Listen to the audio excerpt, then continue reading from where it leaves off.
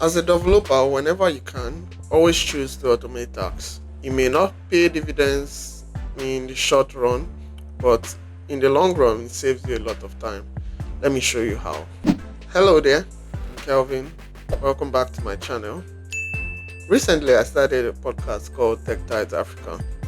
One thing I wanted was for the website to be updated whenever a new episode is put out. Initially, I would just grab the link from Podbean that we use for hosting and add to the website, but it became a bit of a hassle, so I started thinking, how do I automate this?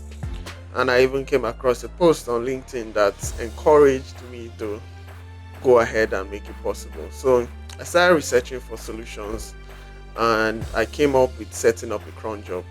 I already used render.com for hosting the website, so I found that you could create cron jobs as well. Setting up is easy. You just connect the Git repo, give it the script to run, and you provide some additional settings for the cron job. So all you need to do is to create a new service, and in this case a cron job.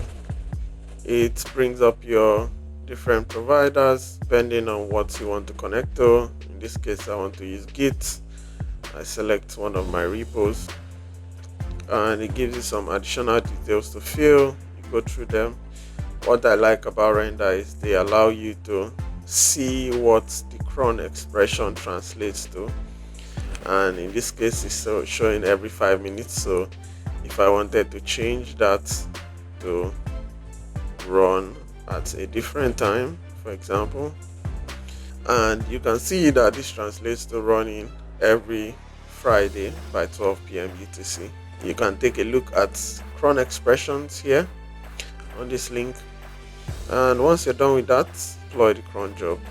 In the case of the podcast, a new episode comes out every Thursday, so I just needed to set it for that.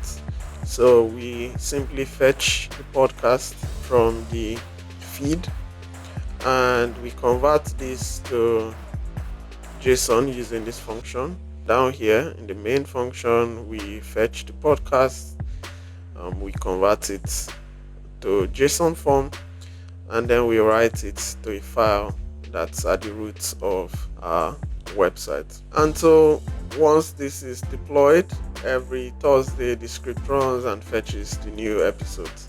And that's all. This saves me the time that I would have gone to fetch every Thursday that we have a new episode, and this just runs automatically. So leave a like if you found this helpful and consider subscribing for more, and I'll see you in the next one. May the code be with you.